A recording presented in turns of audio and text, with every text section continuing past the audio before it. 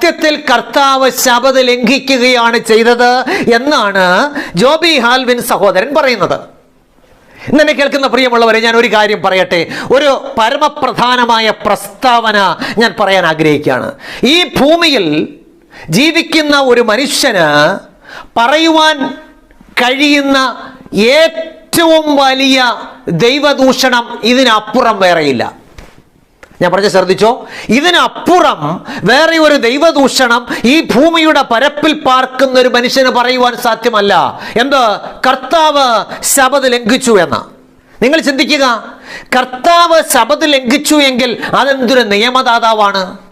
നിയമം തന്ന ആള് തന്നെ നിയമം ലംഘിക്കുക എന്ന് പറഞ്ഞാൽ ഇതെന്തൊരു കർത്താവാണ്, ഇതെന്തൊരു നിയമദാതാവാണ്. പ്രിയമുള്ളവരെ ശ്രദ്ധിക്കുക, കർത്താവ് ശബത്ത് ലംഘിച്ചു എന്ന് ഒരുവൻ പറഞ്ഞാൽ അതിൻ്റെ അർത്ഥം എന്താണ്? കൽപ്പനാ ലംഘനം പാപം. 1 യോഹന്നാൻ 3:4 പറയുന്നത് കൽപ്പനാ ലംഘനം പാപം. അങ്ങനെയാണെങ്കിൽ യേശു കൽപ്പന ലംഘിച്ചു, പാപം ചെയ്തു. അപ്പൊ യേശുവിനെ ആരെന്നാണ് ജോബി ഹാൽവിൻ സഹോദരൻ വിളിച്ചത്? യേശുവിനെ പാപി എന്നാണ് വിളിച്ചത്. എൻ്റെ പ്രിയ സഹോദര, ദയവ് ചെയ്ത് ഇങ്ങനെയുള്ള മണ്ടത്തരങ്ങളൊന്നും ആരും കേൾക്ക വിളിച്ച് പറയരുത്. കർത്താവായ യേശുക്രിസ്തു സത്യത്തിൽ എന്താണ് ചെയ്തത്? യേശു വിശുദ്ധ ശബത്തിൽ രോഗികളെ സൗഖ്യമാക്കി. യേശു നന്മ പ്രവർത്തികൾ ചെയ്തു, അല്ലേ? യഹൂദന്മാർ ശബതെന്ന് പറയുമ്പോൾ നിൽക്കരുത്, ഇരിക്കരുത്, നടക്കരുത്, തുടരുത്, തുവാല കൊണ്ട് നടക്കരുത്, കൃത്രിമ പല്ല് വെച്ചുകൊണ്ട് നടക്കരുത്, കമ്പ് വലിച്ചുകൊണ്ട് പോകരുത്, ഇങ്ങനെയൊക്കെയുള്ള അവരുടേതായിട്ടുള്ള നിയമങ്ങൾ എഴുതി വെച്ച് വിശുദ്ധ ശബത്തിനെ കഠിനമാക്കിയപ്പോൾ അവരുടെ തെറ്റായ ഉപദേശങ്ങളെ തിരുത്തുകയാണ് കർത്താവ് ചെയ്തത്. ഞാൻ പറഞ്ഞ മനസ്സിലായോ? കർത്താവായ യേശുക്രിസ്തു ശബത്തിൽ രോഗികളെ സൗഖ്യമാക്കി നന്മ പ്രവർത്തികൾ പ്രവർത്തിച്ചു. എന്തിനാ? ശബത്തിന്റെ കർത്താവായ യേശുക്രിസ്തു എന്ന് പറഞ്ഞാൽ ശബത്തിന്റെയും കർത്താവ്, ദി ലോർഡ് ഓഫ് ശബത്ത് എന്ന് പറഞ്ഞാൽ ശബത്തിന്റെ സൃഷ്ടിതാവ്, ശബത്തിനെ നമുക്ക് നൽകിയ ദൈവം. എന്താ യഹൂദന്മാരെ പഠിപ്പിച്ചു? ശബത്ത് എങ്ങനെ അനുസരിക്കാമെന്നാണ് കർത്താവായ യേശുക്രിസ്തു യഹൂദന്മാരെ ഈ പ്രവൃത്തിയിലൂടെ പഠിപ്പിച്ചത്. എന്നാൽ യേശുക്രിസ്തുവിന്റെ ഈ പ്രവൃത്തി കണ്ട യഹൂദന്മാർ എന്ത് വിളിച്ചു പറഞ്ഞു? പരീശന്മാരും ശാസ്ത്രിമാരും വിളിച്ചു പറഞ്ഞു, യേശു ശബത്ത് ലംഘിച്ചു, യേശു ശബത്ത് ലംഘിച്ചു എന്ന് അവർ വിളിച്ചു പറഞ്ഞു. അത് തന്നെയാണ് ഇന്ന് ഹാൽവിൻ സഹോദരനും വിളിച്ചു പറയുന്നത്. ഞാനൊരു ചോദ്യം സഹോദരനോട് ചോദിക്കട്ടെ. സഹോദരൻ ഞായറാഴ്ച ആരാധിക്കുന്ന വ്യക്തിയാണല്ലോ. സഹോദരന്റെ ചർച്ചില് ഞായറാഴ്ച ദിവസത്തെ ആരാധനയിൽ ധാരാളം പേര് വന്നിട്ടുണ്ട്. അതിലൊരാൾക്ക് പെട്ടെന്ന് ശക്തമായൊരു തലവേദന. അദ്ദേഹം വിളിച്ചു പറയുകയാണ്, സഹോദര വന്ന് എനിക്ക് വേണ്ടി ഒന്ന് പ്രാർത്ഥിക്കണം. അങ്ങനെ സഹോദരൻ ചെന്ന് കൈവച്ച് അദ്ദേഹത്തിന് തലമേൽ കൈവച്ച് പ്രാർത്ഥിക്കുന്നു. അദ്ദേഹത്തിന്റെ രോഗം ഭേദമാകുന്നു എന്നിരിക്കട്ടെ. അപ്പോൾ സഭയിലുള്ളവർ വിളിച്ചു പറയുമോ, ഞങ്ങളുടെ സഭയുടെ പാസ്റ്റർ ഞായറാഴ്ചയെ ലംഘിച്ചേ എന്ന്? ഒരിക്കലുമില്ല. അപ്പോൾ കർത്താവായ യേശുക്രിസ്തു എന്ത് ചെയ്തു? ശബത്ത് ലംഘിക്കാമെന്നല്ല പഠിപ്പിച്ചത്. പിന്നെയോ മത്തായിയുടെ സുവിശേഷം 12-ാം അധ്യായം 12-ാമത്തെ വാക്യം യേശു കർത്താവ് ഇങ്ങനെ പറഞ്ഞു. എങ്ങനെ പറഞ്ഞു? ആകയാൽ ശബത്തിൽ നന്മ ചെയ്യുന്നത് വിഹിതം തന്നെ. എന്താ മനസ്സിലായി? ശബത്ത് ലംഘിക്കാമെന്നല്ല യേശു പറഞ്ഞത്. ശബത്ത് ലംഘിക്കുന്നത് വിഹിതമാണെന്നല്ല പഠിപ്പിച്ചത്. പിന്നെയോ ശബത്തിൽ നന്മ ചെയ്യുന്നത് വിഹിതം തന്നെ. ഇത് തിരിച്ചറിയാൻ കഴിയാതിരുന്ന യഹൂദന്മാരാണ് വിളിച്ചു പറഞ്ഞത് യേശു ശബത്ത് ലംഘിച്ചു എന്ന്. ഇപ്പോൾ നിങ്ങൾക്കത് മനസ്സിലായി കാണുമെന്ന് ഞാൻ ചിന്തിക്കട്ടെ. ഇനി അതല്ല, യേശു ശബത്ത് ലംഘിച്ചു എന്നാണ് ഇനിയും തുടർന്നും സഹോദരൻ പറഞ്ഞുകൊണ്ടിരിക്കുന്നതെങ്കിൽ യേശു കർത്താവിന് സഹോദരനോടൊരു കാര്യം പറയാനായിട്ടുണ്ട്. എന്താ യേശു കർത്താവിന് പറയാനായിട്ടുള്ളത്? 89 സങ്കീർത്തനം അതിന്റെ 34-ാമത്തെ വാക്യം. സങ്കീർത്തനങ്ങൾ 89:34. അവിടെ നാം ഇങ്ങനെ വായിക്കുന്നു. യേശു കർത്താവ് പറയുന്നു, ഞാൻ എന്റെ നിയമത്തെ ലംഘിക്കുകയോ എന്റെ ആധരങ്ങളിൽ നിന്ന് പുറപ്പെട്ടതിന് ഭേദം വരുത്തുകയോ ചെയ്യുകയില്ല. ഞാൻ ഒരിക്കൽ എന്റെ വിശുദ്ധിയെ കൊണ്ട് സത്യം ചെയ്തിരിക്കുന്നു, ദാവീദിനോട് ഞാൻ ഭോഷ്ക പറയുകയില്ല. അപ്പൊ യേശു എന്ത് പറയുന്നു? ഞാൻ എന്റെ നിയമത്തെ ലംഘിക്കുകയോ എന്റെ ആധരങ്ങളിൽ നിന്ന് പുറപ്പെട്ടതിന് ഭേദം വരുത്തുകയോ ചെയ്യുകയില്ല.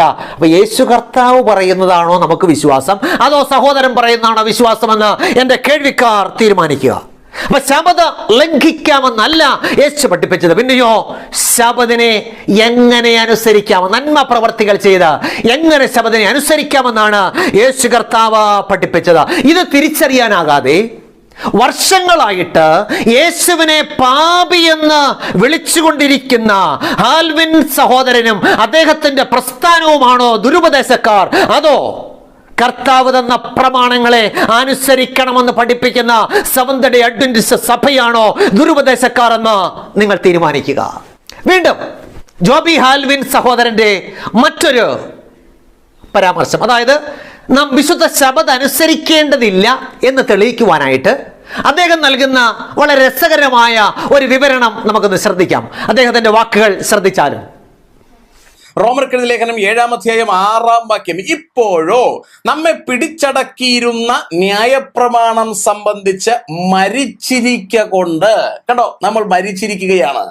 പിടിച്ചടക്കിയിരുന്ന ന്യായപ്രമാണം സംബന്ധിച്ചു മരിച്ചിരിക്കൊണ്ട് അക്ഷരത്തിന്റെ പഴക്കത്തിലല്ല ആത്മാവിന്റെ പുതുക്കത്തിൽ തന്നെ സേവിക്കേണ്ടതിന് നാം ന്യായപ്രമാണത്തിൽ നിന്ന് ഒഴിവുള്ളവരായിരിക്കുന്നു. കണ്ടോ, ന്യായപ്രമാണത്തിൽ നിന്ന് ഒഴിവുള്ളവരായിരിക്കുന്നു. ഇവിടെ റോമാലേഖനം 7-ാം അധ്യായത്തിന്റെ 6-ാമത്തെ വാക്യം ഉദ്ധരിച്ചുകൊണ്ടാണ് നാം വിശുദ്ധ ശബദ് അനുസരിക്കേണ്ടതില്ല എന്ന് അദ്ദേഹം പറയുന്നത്. റോമാലേഖനം 7-ാം അധ്യായം അതിന്റെ 6-ാമത്തെ വാക്യത്തിൽ എന്താ പറയുന്നത്? അവിടെ ഇപ്രകാരം രേഖപ്പെടുത്തിയിരിക്കുന്നു, ഇപ്പോഴോ നമ്മെ പിടിച്ചടക്കിയിരുന്ന ന്യായപ്രമാണം സംബന്ധിച്ച് മരിച്ചിരിക്കൊണ്ട് അക്ഷരത്തിന്റെ വഴക്കത്തിലല്ല ആത്മാവിന്റെ പുതുക്കത്തിൽ തന്നെ സേവിക്കേണ്ടതിന് ന്യായപ്രമാണത്തിൽ നിന്നും ഒഴിവുള്ളവരായിരിക്കുന്നു. കണ്ടോ കണ്ടോ കണ്ടോ, ന്യായപ്രമാണത്തിൽ നിന്നും ഒഴിവുള്ളവരായിരിക്കുന്നു. ഇതാ അദ്ദേഹം പറയുന്നത്.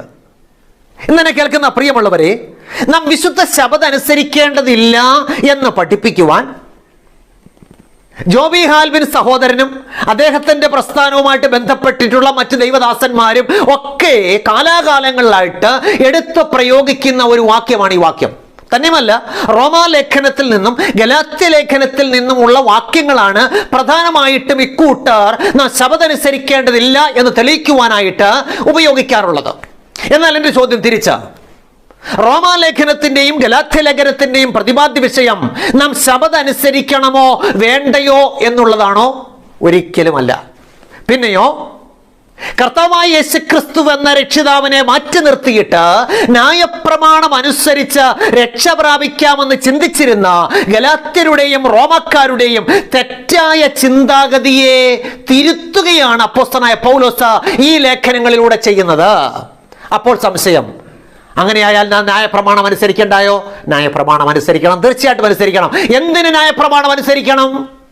കർത്താവായ യേശുക്രിസ്തുവിനെ രക്ഷിതാവായി സ്വീകരിച്ചതിനാൽ. എന്ത് മനസ്സിലായി? അതായത് കർത്താവായ യേശുക്രിസ്തുവിനെ രക്ഷിതാവായി സ്വീകരിച്ച് വിശുദ്ധ ജീവിതം നയിക്കുവാൻ തീരുമാനിച്ച ഒരുവൻ വിശുദ്ധിയിൽ ജീവിക്കണമെങ്കിൽ അവന് പാപത്തെക്കുറിച്ചുള്ള പരിജ്ഞാനം വേണം. ഈ പാപത്തെക്കുറിച്ചുള്ള പരിജ്ഞാനം എവിടുന്നാ ലഭിക്കുന്നത്? ദൈവത്തിന്റെ ന്യായപ്രമാണത്തിൽ നിന്നാണ്. റോമാലേഖനം അതിന്റെ 7-ാം അധ്യായം 7-ാമത്തെ വാക്യം, എങ്കിലും ന്യായപ്രമാണത്താൽ അല്ലാതെ ഞാൻ പാപത്തെ അറിഞ്ഞില്ല. മോഹിക്കരുത് എന്ന് ന്യായപ്രമാണം പറയാതിരുന്നുവെങ്കിൽ ഞാൻ മോഹത്തെ അറിയുകയില്ലായിരുന്നു. എന്താ മനസ്സിലായി? കർത്താവായ യേശുക്രിസ്തുവിനെ രക്ഷിതാവായി സ്വീകരിച്ച ഒരുവൻ വിശുദ്ധ ജീവിതം നയിക്കണമെങ്കിൽ അവൻ ദൈവത്തിന്റെ 10 കൽപ്പനയാകുന്ന ന്യായപ്രമാണം അനുസരിച്ചേ മതിയാകത്തുള്ളൂ. ദൈവത്തിന് സ്തോത്രം. നമുക്ക് ശ്രദ്ധിക്കാം അദ്ദേഹത്തിന്റെ പ്രസ്താവന. റോമാലേഖനം 7-ാം അധ്യായത്തിന്റെ 6-ാമത്തെ വാക്യത്തിൽ ഇങ്ങനെ പറയുന്നു, നാം ന്യായപ്രമാണത്തിൽ നിന്നും ഒഴിവുള്ളവരായിരിക്കുന്നു. അത് പറഞ്ഞപ്പോൾ അദ്ദേഹം പറഞ്ഞ് ശ്രദ്ധിച്ചായിരുന്നോ? കണ്ടോ കണ്ടോ കണ്ടോ, ന്യായപ്രമാണത്തിൽ നിന്നും ഒഴിവുള്ളവരായിരിക്കുന്നു എന്ന്. പ്രിയമുള്ളവരെ, ഈ ന്യായപ്രമാണത്തിൽ നിന്നും ഒഴിവുള്ളവരായിരിക്കുന്നു എന്ന ഭാഗം ഉദ്ധരിച്ചാണ് ഇന്ന് അനേകർ നാം വിശുദ്ധ ശബദ് അനുസരിക്കേണ്ടതില്ല എന്ന് പഠിപ്പിക്കുന്നത്. എന്നാൽ ആ റോമാലേഖനം 7-ാം അധ്യായം 6-ാമത്തെ വാക്യത്തിന്റെ അർത്ഥം ശരിക്കും മനസ്സിലാക്കാത്തത് കൊണ്ടാണ് തെറ്റിദ്ധാരണകൾ ഉണ്ടാകുന്നത്. നാം റോമാലേഖനം 7-ാം അധ്യായത്തിന്റെ 1 മുതലുള്ള വാക്യങ്ങൾ വായിക്കുമ്പോൾ അവിടെ നമുക്ക് കാണുവാൻ സാധിക്കുന്നത് ഒരു സ്ത്രീയെയും 2 ഭർത്താക്കന്മാരെയും കാണുവാനായിട്ട് സാധിക്കും. ആദ്യത്തെ ഭർത്താവിന്റെ മരണത്തിന് ശേഷം ഈ സ്ത്രീ രണ്ടാമത് വേറൊരു ഭർത്താവിന് അധീനയായിത്തീരുന്നു. ആരാണ് ഒന്നാമത്തെ ഭർത്താവ്? റോമാലേഖനം 7-ാം അധ്യായം അതിന്റെ 5-ാമത്തെ വാക്യം. നാം ജഡത്തിലായിരുന്നപ്പോൾ ന്യായപ്രമാണത്താൽ ഉളവായ പാപരാഗങ്ങൾ മരണത്തിന് ഫലം കായ്ക്കത്തക്കവണ്ണം നമ്മുടെ അവയവങ്ങളിൽ വ്യാപരിച്ചു പോന്നു. എന്താ മനസ്സിലായി? നാം ജഡത്തിലായിരുന്നപ്പോൾ എന്ന് പറഞ്ഞാൽ പാപിക്ക് ജഡം എന്നൊരു ഭർത്താവുണ്ട്, പഴയ മനുഷ്യൻ എന്നൊരു ഭർത്താവുണ്ട്. അപ്പോൾ ഈ പാപി ജഡത്തെ സേവിക്കുന്നിടത്തോളം കാലം ന്യായപ്രമാണം അവനെ പിടിച്ചടക്കി നിത്യമരണത്തിനും ശിക്ഷാവിധിക്കും സൂക്ഷിച്ചിരിക്കുകയാണ്. എന്നാൽ കർത്താവായ യേശുക്രിസ്തുവിനെ അവൻ രക്ഷിതാവായിട്ട് സ്വീകരിക്കുമ്പോൾ, അല്ലെങ്കിൽ കർത്താവായ യേശുക്രിസ്തുവിന്റെ കൃപയിലേക്ക് അവൻ കടന്നു വരുമ്പോൾ ഈ ന്യായപ്രമാണത്തിന്റെ പിടിയിൽ നിന്നും അവൻ മോചനം പ്രാപിക്കുകയും രണ്ടാമത്തെ ഭർത്താവായ യേശുക്രിസ്തുവിന് അധീനനായിട്ട് തീരുകയും ചെയ്യുന്നു. ഒരു ഉദാഹരണത്തിലൂടെ ഞാനത് തെളിയിക്കാം. യോഹന്നാന്റെ സുവിശേഷം അതിന്റെ 8-ാം അധ്യായം 1 മുതൽ 11 വരെയുള്ള വേദഭാഗങ്ങൾ നമ്മൾ പഠിക്കുമ്പോൾ, യോഹന്നാന്റെ സുവിശേഷം 8-ാം അധ്യായം 1 മുതൽ 11 വരെ, അവിടെ പരീശന്മാരും ശാസ്ത്രിമാരും വ്യഭിചാരത്തിൽ പിടിച്ചിരുന്ന ഒരു സ്ത്രീയെ യേശുവിന്റെ അടുക്കൽ കൊണ്ടുവന്നു. യേശുവിനോട് എന്താ പറഞ്ഞത്? ഇവളെ വ്യഭിചാര കർമ്മത്തിൽ തന്നെ പിടിച്ചിരിക്കുന്നു, ന്യായപ്രമാണ പ്രകാരം ഇവളെ കല്ലെറിഞ്ഞു കൊല്ലണം. അപ്പൊ അത് മനസ്സിലാക്കുക, വ്യഭിചാരം ചെയ്യരുത് എന്ന ന്യായപ്രമാണം ഈ സ്ത്രീ ലംഘിച്ചത് കൊണ്ട് ന്യായപ്രമാണങ്ങളെ പിടിച്ചടക്കി മരണത്തിനേൽപ്പിച്ചു.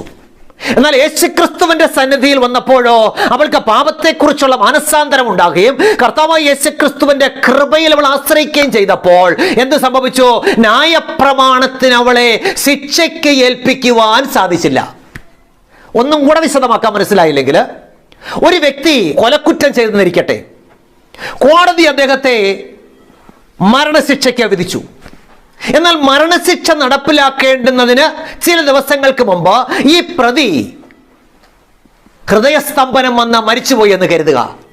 അങ്ങനെയായാൽ കോടതിക്കോ ന്യായപ്രമാണത്തിനോ ആ വ്യക്തിയെ ശിക്ഷിക്കുവാനായിട്ട് സാധ്യമല്ല. എന്താ മനസ്സിലായി? ന്യായപ്രമാണത്തിൽ നിന്നും അവൻ മോചിതനായിട്ടുമാകുന്നു. അതുപോലെ ഒരു പാപി മാനസാന്തരപ്പെട്ട് യേശുക്രിസ്തുവിന്റെ കൃപയിലേക്ക് വരുമ്പോൾ പിന്നെ ന്യായപ്രമാണത്തിന് അവന്റെ മേൽ ശിക്ഷ നടപ്പിലാക്കുവാൻ സാധ്യമല്ല. റോമാലേഖനം 7-ാം അധ്യായം അതിന്റെ 4-ാമത്തെ വാക്ക്, റോമർ 7:4. അതുകൊണ്ട് സഹോദരന്മാരെ, നാം ദൈവത്തിന് ഫലം കായ്ക്കുമാറ് മരിച്ചിട്ടുയർത്തെഴുന്നേറ്റവനായ വേറൊരുവന് ആകേണ്ടതിന് നിങ്ങളും ക്രിസ്തുവിന്റെ ശരീരം മുഖാന്തരം ന്യായപ്രമാണ സംബന്ധമായി മരിച്ചിരിക്കുന്നു. എന്താ മനസ്സിലായി? അതായത് യേശുക്രിസ്തു എന്ന രണ്ടാമത്തെ ഭർത്താവിന് നാം അധീരരായിട്ട് കഴിഞ്ഞാൽ പിന്നെ ന്യായപ്രമാണത്തിന് നമ്മെ ശിക്ഷയ്ക്ക് വിധിക്കുവാനായിട്ട് സാധ്യമല്ല. ഈ അർത്ഥത്തിലാണ്, എന്ന് പറഞ്ഞാൽ ഒന്നുകൂടെ വ്യക്തമാക്കിയാൽ, ന്യായപ്രമാണത്തിന്റെ ശാപത്തിൽ നിന്നും നാം മോചനം പ്രാപിക്കുന്നു. ഈ അർത്ഥത്തിലാണ് ന്യായപ്രമാണത്തിൽ നിന്നും നാം ഒഴിവുള്ളവരായിരിക്കുന്നു എന്ന് അപ്പോസ്തലനായ പൗലോസ് പറയുന്നത്. അല്ലാതെ ന്യായപ്രമാണം അനുസരിക്കുന്നതിൽ നിന്നോ അതിൽ പറഞ്ഞിരിക്കുന്ന വിശുദ്ധ ശബദം അനുസരിക്കുന്നതിൽ നിന്നോ നാം ഒഴിവുള്ളവരാകുന്നില്ല എന്ന് ജോബി ഹാൽബിൻ സഹോദരൻ നന്നായിട്ട് മനസ്സിലാക്കണം. അടുത്തതായി ജോബി ഹാൽബിൻ സഹോദരൻ പറഞ്ഞ മറ്റൊരു ദുരുപദേശം, അതായത് ആഴ്ചവട്ടത്തിന്റെ 7-ാം ദിന ശബദ് കാൽവറി ക്രൂശിന് നിഴലായിരുന്നു, അതുകൊണ്ട് നാം അത് അനുസരിക്കേണ്ടതില്ല എന്നാണ്. അപ്പൊ അദ്ദേഹത്തിന്റെ വീഡിയോ നമുക്കൊന്ന് ശ്രദ്ധിക്കാം. അതുപോലെ തന്നെ പൗലോസ് കൊലോസ്യർക്ക് ലേഖനം എഴുതുമ്പോൾ 2-ാം അധ്യായം 8-ാം വാക്യത്തിൽ പറയുന്നു, തത്വജ്ഞാനവും വെറും വഞ്ചനയും കൊണ്ട് ആരും നിങ്ങളെ കവർന്നു കളയാതിരിപ്പാൻ സൂക്ഷിപ്പിൻ. അത് മനുഷ്യരുടെ സമ്പ്രദായത്തിനൊത്തവണ്ണം, ലോകത്തിന്റെ ആദിപാഠങ്ങൾക്കൊത്തവണ്ണം അല്ലാതെ ക്രിസ്തുവിനൊത്തവണ്ണമുള്ളതല്ല. അപ്പോൾ ലോകത്തിന്റെ ആദിപാഠത്തിൽ ഒത്തവണ്ണം ചിലതുണ്ടായിരുന്നു, അത് ക്രിസ്തുവിനൊത്തവണ്ണമുള്ളതല്ല എന്ന് പറയുകയാണ്. 16-ാം വാക്യം പറയാണ്, അതുകൊണ്ട് എന്ന് പറഞ്ഞാൽ യേശു ക്രിസ്തുവിനാൽ സ്ഥാപിതമായിരിക്കുന്ന രക്ഷയെക്കുറിച്ച് അടുത്ത പാസേജിൽ പരിചയപ്പെടുത്തിയിട്ട് 16-ാം വാക്യത്തിൽ പറയുകയാണ്, അതുകൊണ്ട് ഭക്ഷണപാനങ്ങൾ സംബന്ധിച്ചോ പെരുന്നാൾ, വാവ്, ശബത്ത് എന്നീ കാര്യത്തിലോ ആരും നിങ്ങളെ വിധിക്കരുത്. ഇവ വരുവാനിരുന്നവയുടെ നിഴലത്രേ. കണ്ടോ, ഇവ വരുവാനിരുന്നവയുടെ നിഴലത്രേ. നിങ്ങൾ വീഡിയോ ശ്രദ്ധിച്ചല്ലോ. അദ്ദേഹം എന്താ പറയുന്നത്? അതുകൊണ്ട് കൊലോസ്യ ലേഖനം 2-ാം അധ്യായം 16-ാമത്തെ വാക്യത്തെ ആസ്പദമാക്കിയ സംസാരിക്കുന്നത്. അതുകൊണ്ട് ഭക്ഷണപാനങ്ങൾ സംബന്ധിച്ചോ പെരുന്നാൾ, വാവ്, ശബത് എന്നീ കാര്യത്തിലോ ആരും നിങ്ങളെ വിധിക്കരുത്. ഇവ വരുവാനിരുന്നവയുടെ നിഴലത്രേ. കണ്ടോ കണ്ടോ കണ്ടോ, ഇവ വരുവാനിരുന്നവയുടെ നിഴലത്രേ. അപ്പോൾ നമ്മൾ ഒരു കാര്യം മനസ്സിലാക്കണം, വളരെ ശ്രദ്ധിച്ച് കേൾക്കണം. കർത്താവായ യേശുക്രിസ്തുവിന്റെ കാൽവറി ക്രൂശിന് നിഴലായിരുന്ന ശുശ്രൂഷകളെല്ലാം കാൽവറി ക്രൂശോടുകൂടെ അവസാനിച്ചു. അപ്പൊ ജോബി ഹാൽവിൻ സഹോദരൻ ഈ ഒരു പ്രസ്താവന പറഞ്ഞാൽ ശരിയാ. ഏത്? കർത്താവായ യേശുക്രിസ്തുവിന്റെ കാൽവറി ക്രൂശിന് നിഴലായിരുന്ന ശുശ്രൂഷകളെല്ലാം കാൽവറി ക്രൂശോടുകൂടെ അവസാനിക്കുക തന്നെ ചെയ്തു. എന്നാൽ ആഴ്ചവട്ടത്തിന്റെ 7-ാം ദിന ശബത് കാൽവറി ക്രൂശിന് നിഴലായിരുന്നോ അല്ലയോ എന്നതാണ് ചോദ്യം. അവിടെയാണ് സംശയം. അപ്പൊ ഇവിടെ കൊലോസ്യർ 2:16 പറയുന്നുണ്ട്, അതുകൊണ്ട് ഭക്ഷണപാനങ്ങൾ സംബന്ധിച്ചോ പെരുന്നാൾ, വാവ്, ശബത് എന്നീ കാര്യത്തിലോ ആരും നിങ്ങളെ വിധിക്കരുത്, ഇവ വരുവാനിരുന്നവയുടെ നിഴലത്രേ. ഞാനൊരു ചോദ്യം സത്യസന്ധമായിട്ട് ജോബി ഹാൽവിൻ സഹോദരനോടും എൻ്റെ കേൾവിക്കാരോടും ചോദിക്കുകയാണ്. ചോദ്യം ശ്രദ്ധിച്ച് കേൾക്കണം. കർത്താവായ യേശുക്രിസ്തുവിന്റെ കാൽവറി ക്രൂശിന് നിഴലായിരുന്ന ശുശ്രൂഷകളുടെ തുടക്കം അഥവാ ഉത്ഭവം മനുഷ്യൻ പാപം ചെയ്തതിന് മുമ്പായിരുന്നോ പാപം ചെയ്തതിന് ശേഷമായിരുന്നോ? ചോദ്യം ശരിക്കും പിടികിട്ടിയോ? കർത്താവായ യേശുക്രിസ്തുവിന്റെ കാൽവറി ക്രൂശോടുകൂടെ നീങ്ങിപ്പോകേണ്ടിയിരുന്ന ശുശ്രൂഷകൾ, നിഴലായിരുന്ന ശുശ്രൂഷകളുടെ ഉത്ഭവം പാപത്തിന് മുമ്പാണോ അതോ പാപത്തിന് ശേഷമാണോ ഉടലെടുത്തത്? സാമാന്യ പരിജ്ഞാനമുള്ള ഒരു വ്യക്തിയോട് ചോദിച്ചാൽ അദ്ദേഹം പറയും, കർത്താവായ യേശുക്രിസ്തുവിന്റെ കാൽവറി ക്രൂശിന് നിഴലായിരുന്ന ശുശ്രൂഷകളുടെ തുടക്കം മനുഷ്യൻ പാപം ചെയ്തതിന് ശേഷമാണ്.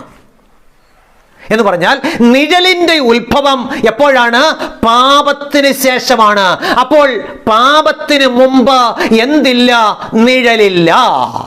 അങ്ങനെയാണെങ്കിൽ ചോദിക്കട്ടെ, ആഴ്ചവട്ടത്തിന്റെ 7-ാം ദിന വിശുദ്ധ ശബത് മനുഷ്യവർഗത്തിന് വിശുദ്ധ ആവശ്യങ്ങൾക്കായിട്ട് എൻ്റെ സ്വർഗത്തിലെ ദൈവം നൽകിയത് പാപത്തിന് മുമ്പാണോ പാപത്തിന് ശേഷമാണോ?